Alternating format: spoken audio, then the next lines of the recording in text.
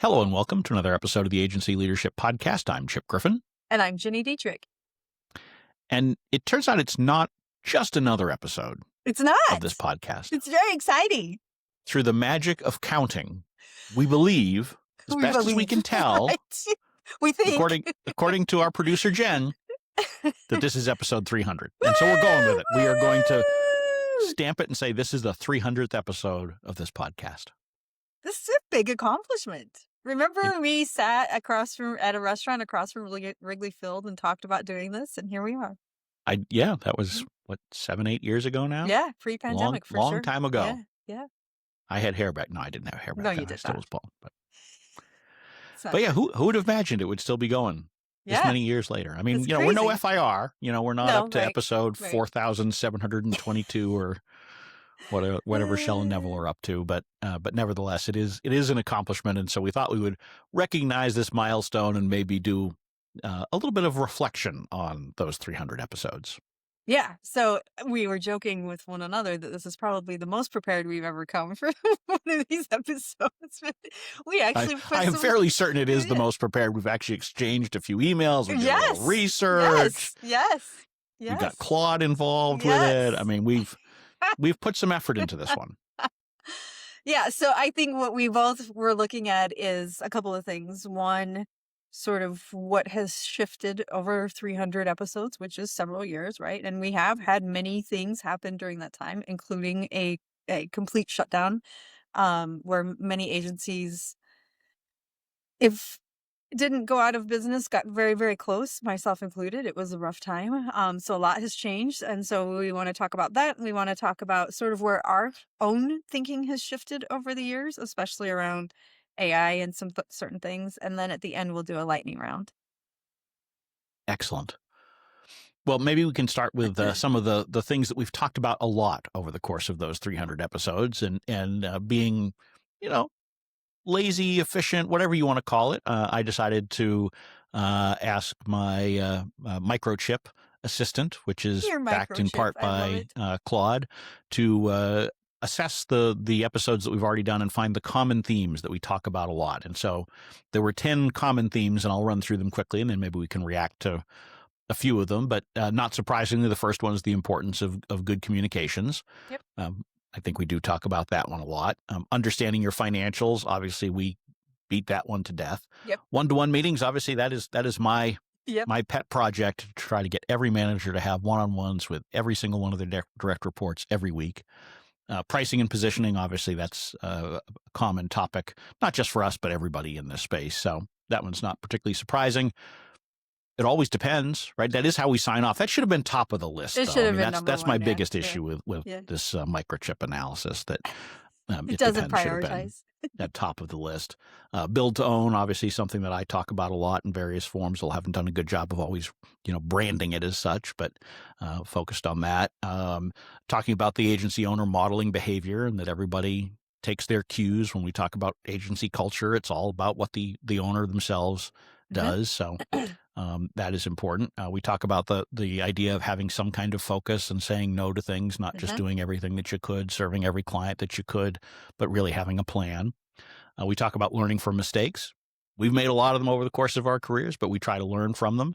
And that's one of the big benefits of this show, is that we're able to share those experiences. So hopefully you don't repeat the same things that we've done wrong over the years. And finally, focusing on collaboration instead of competition, not viewing all other agencies and agency owners as the competition, or worse, the enemy, and instead trying to figure out what we can all learn from each other. So those were the key themes that were identified. I think that's a pretty fair representation of the things that have come up quite often, but I didn't know if there were things there in particular that you wanted to react to, or perhaps things that you thought of that our friend Claude may have overlooked. No, I don't think our friend Claude overlooked anything. I think there are four areas that of those 10 that I think are incredibly important, and those are, even as agency owners, we may hate these things, they still are true. So communication fixes most problems. So that transparency, being able to have conversations with your team and with your clients, not being conflict avoidant, knowing your numbers, of course. So understanding what your revenue versus your gross margin versus your net margin and all of those numbers mean. focusing on particular wins. So again, saying no to some things, and then the owner sets the temperature so that your team and your clients react to the way that you move things and that you do things and the way you set boundaries and all that. So I think those are the four sort of, to me, big themes that we've focused on in the last 300 episodes. Yeah, I would agree with that, and I think that, communication doesn't just solve problems, it prevents a lot of problems. Mhm. You know, and I think that the irony is, we've said this before, we are all in communications in some fashion or another. Probably, if we're listening to this show, whether you are in PR or marketing or whatever, it's all about communication, and yet we often do a very poor job of it ourselves, and our teams don't necessarily do a good job of it. And so, we need to really double down and focus on that as much as possible, because it will help us to avoid problems, or, as you say, solve problems. So, I'm glad that that did come out on the top of the list in all seriousness, and not it depends, because I think that that is almost everything that we discuss here. There is at least some element of communications to it. Yeah, absolutely. I think that's exactly right. And, we've talked over the years about certain things like being able to, because you're having constant communication with your clients, being able to, for lack of a better term, upsell and extend retainers and get more out of things. And I think right now everybody knows the world is on fire and it's not good. And I've been having lots of conversations with lots of agency owners, mostly who are friends, not necessarily clients, about how their businesses are taking a big hit. And so I'm sort of repeating the same things that I recommended. And I think you probably are doing the same in 2020 when we all took big hits, which is find the project work, do things that you can do, for not a retainer, but like small things. So do an assessment first for $5,000 and then build that into some, specific projects sprinkled throughout the year. And then maybe next year you build that into a retainer, but really being open to the idea that you're not necessarily going to be able to build on retainer business right now, but you can do that project work. And people still need to communicate. People still need to market their businesses. You just have to find creative ways to be able to help them. Yeah, and I think that that's great advice at all times. Yeah. And if we think back to the start of this conversation that we had back in 2018, there's a lot of things that have taken place over the last 8 years that we would not have predicted while we were sitting there, No. over that lovely lunch there outside of Wrigley Field. We Nope. would never have anticipated a shutdown due to a virus. Most of us would not have imagined a war as widespread as what we're dealing with now. And all of the other things that came along the way too. Those are just two of the biggest things in the Yep. last 8 years. Yep. And so I think that, always being willing to adapt and be agile, and, just talk things through and understand, what's on the minds of your team, what's on the minds of your clients and prospects, and trying to find how you can relate to them as best as possible, and find ways to solve their challenges, even if it means adapting to the approach that you would typically take. Yeah, absolutely. I think that's yes. And I'm keep thinking about the quarterly review that we like to do inside my business, which is every quarter you're having conversations that are advancing the next quarter, right? So where I think 8 years ago we talked about annual planning and retainers and things like that. And now my own thinking has shifted from that to quarterly planning and ensuring that we continue. And truth be told, that shift has provided us so much more opportunity for growth and for building the relationship inside our clients' organizations, because we're constantly showing results, we're constantly showing what's worked, we're constantly showing what hasn't worked, and we're constantly making recommendations for shifting things so that we can continue to grow. That has provided a much bigger opportunity. And for me, that has been a big shift that I've made in the last 8 years for sure. Yeah, and I think, some things haven't shifted in the last 8 years, right? I mean, some of the things that we talk about, do hold up. The format of the show itself has held up. We have not made any substantial changes, despite all of the Right. entreaties we've gotten to have guests, and all of the ridiculous pitches that we get from people. Oh, so and so would be a great guest on your show. I listen all the time. No, you don't, No, you because don't. No. 300 episodes in, Right. zero Never guests. We guess, have right. never brought a guest on this show to talk with us. So it hasn't changed. It's just Nope. the two of us. And I It think that is. works out well. Mhm. So Yep. It's never at least it changed. does for us. And, if it happens to work for you as a listener, that's great too. But as we've said before, we kind of do this show more for us than anything else. I think that you just a couple of weeks ago you had an idea to use AI to respond to those pitches, and I think you should do that. Well, actually, I believe that. Well, yes, that was one idea. The other idea I had was to respond in sort of bro-like fashion to them. Well, actually, no. You're right. The AI was for the pitches. Then the other one I was going to do though was for all these people who pitch on. You can get 300 new Oh leads this yeah, month. yeah. And I was going to give the that's awesome, bro, or something like that. I forget what I had some line that seemed Yes. Please wacky do and that cool at the too. time. Yes. I like it. But I like hate that all too. of these, and my It's inbox is terrible. full I of know. these I things. know. So I stop know. it. Stop it is right. Yes. Since all of you people pitching this podcast listen all the time, listen to me. Don't do it. Please do not pitch this podcast. So I don't know. Have I gotten crankier over 300 episodes? I I'm don't not think sure. you've gotten crankier, but one of the things that has been fun for me to watch personally about you and what you've changed your mind on is artificial intelligence itself. Yeah, that is certainly an area where I prefer to call it evolved. And I as a technologist, I have always been enthusiastic about the concept of AI. I was skeptical a couple of years ago about how fast it would really be able to take hold, and I thought that frankly a lot of agencies were overemphasizing AI a couple of years ago and being too optimistic about where things would be near term. And now the pendulum has swung in part because the technology has improved so much, right? I mean, Yeah. if you look at the various models and you run the ones that were ever present 2 or 3 years ago, they are nothing like Right. what we have with Claude and ChatGPT and that today. Yeah. And I was reminded of that recently because I installed a local LLM on one of my machines just to sort of play around with it. And it did the wacky hallucinations, because one of the things I always like to do is, as most of us do, I asked for information about myself. And it completely invented an entire narrative about me that had no bearing on reality whatsoever, but it said it really confidently. And I mean, it had a lot of detail, but it was just totally made up. And I said, this doesn't sound right. And it came back with, oh yeah, you're right. I made that up. Okay.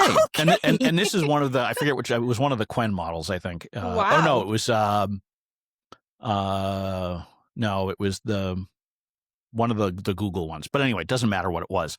The point is that it experienced the same problems that we saw a few years ago. And if I was still seeing that today from Claude, I would Right. not believe, as I do now, that agencies are actually underemphasizing the impact of AI.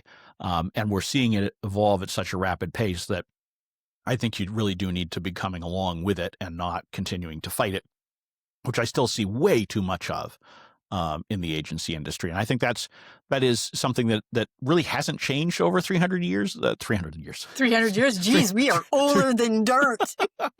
300 episodes. I mean, if we look back to 2018, there was a lot of resistance to change in the agency community back then. It's just what the change has changed, but that general mindset that has always worried me about the agency community continues to be there, and people getting too excited about the wrong kind of change. We had an episode recently where we mocked the holding companies for inventing subscriptions. So there are things that have changed. There are things that haven't changed, but AI is certainly at the top of my list for where my thinking has evolved over the years. And I think you're right. Like since 2022, I've been all in on AI because I think it's pretty phenomenal. And I think part of the challenge that we're seeing right now is that people are being told that their jobs are going to be replaced, and agency owners and agency employees are being told by clients that their AI can do what they can do. And truthfully, it can do your news releases, you can do your blog posts, it can do all of those things, right? And it's actually pretty good. What it can't do though is critical thinking and emotional intelligence and, ethics and crisis and reputation and those kinds of things. So I believe that AI is not going to replace you, but people who know how to use AI effectively will. So those are the things that you have to be thinking about is how do you use it to enhance the work that you're doing for clients and train your team to do the same so that you are continuing to stay abreast and advanced versus getting replaced by an AI agent in a year or two.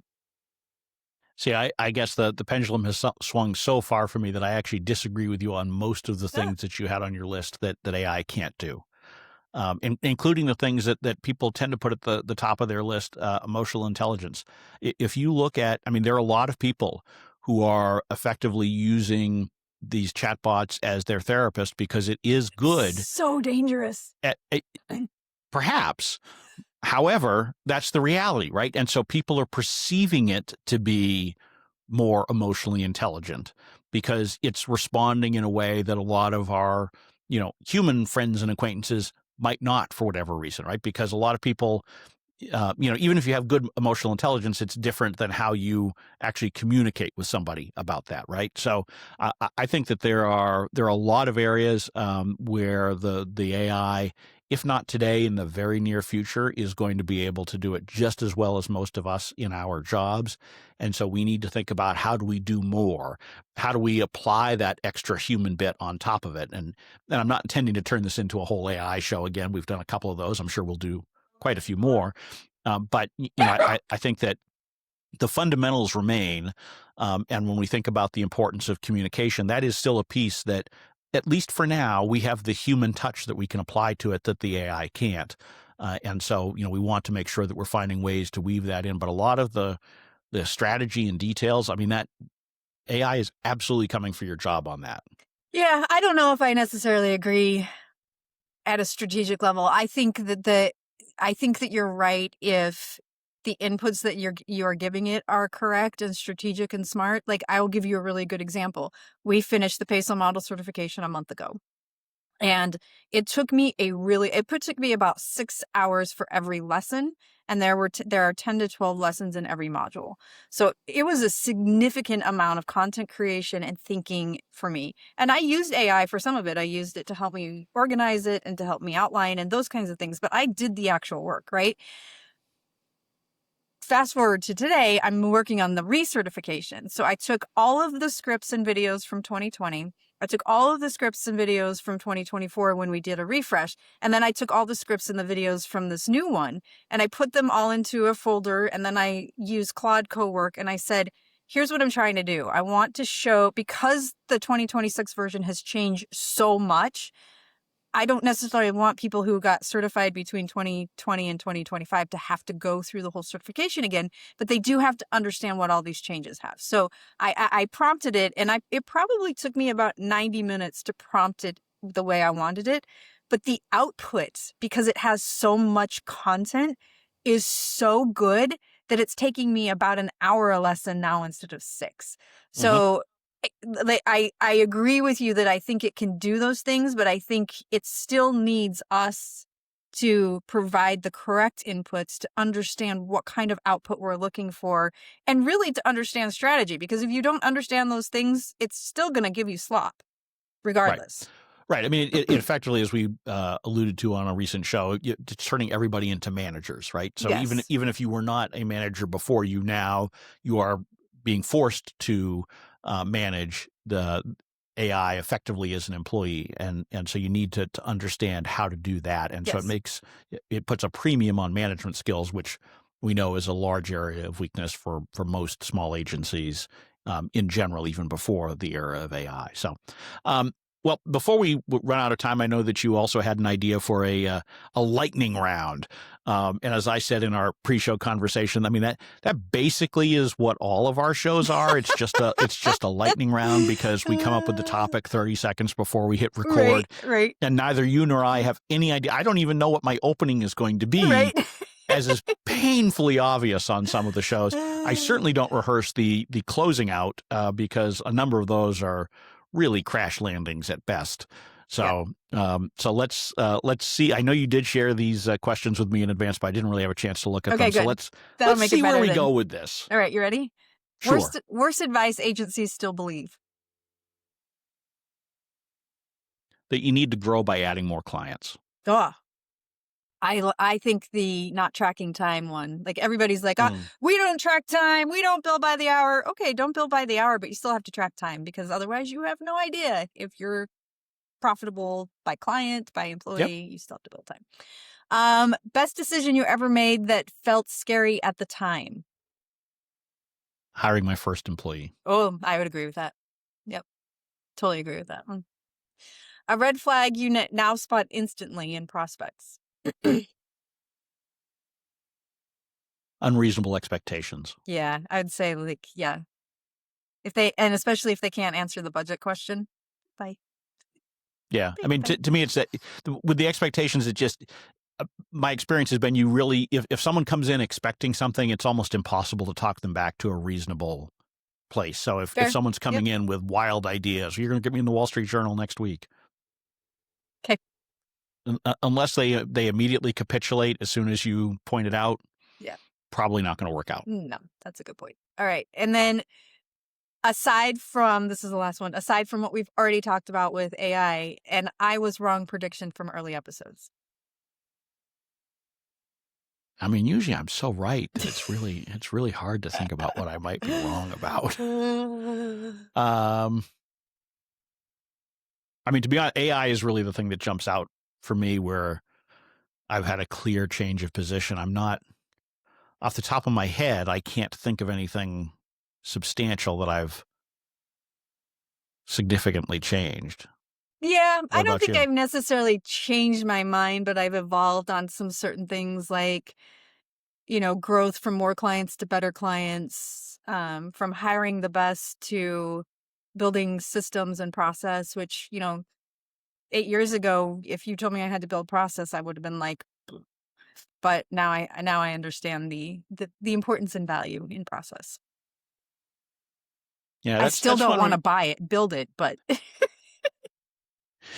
maybe outside of a lightning round, I can go back and look and find some things, and we can have a future episode where we talk about other areas where we've evolved, because I think it can be interesting to look at not just what we've evolved on, but why. Sure. And oftentimes the why can reveal things. So maybe we've come up with an idea for another 300 episodes by doing that. Perfect. Another 8 years. Another 8 years. Man, I'm going to be old. You, of course, will stay young. No, of course, yes. Check. All right. So with that, we will wrap up this 300th episode of the Agency Leadership Podcast. We really appreciate all of you who take time to listen to every single one of those episodes. And please, if you've listened to all 300, please drop us a note. We would love to hear from you. We would, yes. Yes. I kind of doubt that anyone has listened to all 300, but if you have, we would certainly like to hear from you. If you have ideas for other future episodes, we're always looking for those as well, particularly now because we've done 300 of them. And so a lot of times we'll search and say, oh, we already talked about that. But the beauty is it's been over 8 years. So we can talk about the same thing that we talked about 8 years ago because a bunch of you weren't even agency owners 8 years ago. Yeah, so fair. You probably didn't hear us talk about it. So with that, I'm Chip Griffin. I'm Jenny Dietrich. And it depends.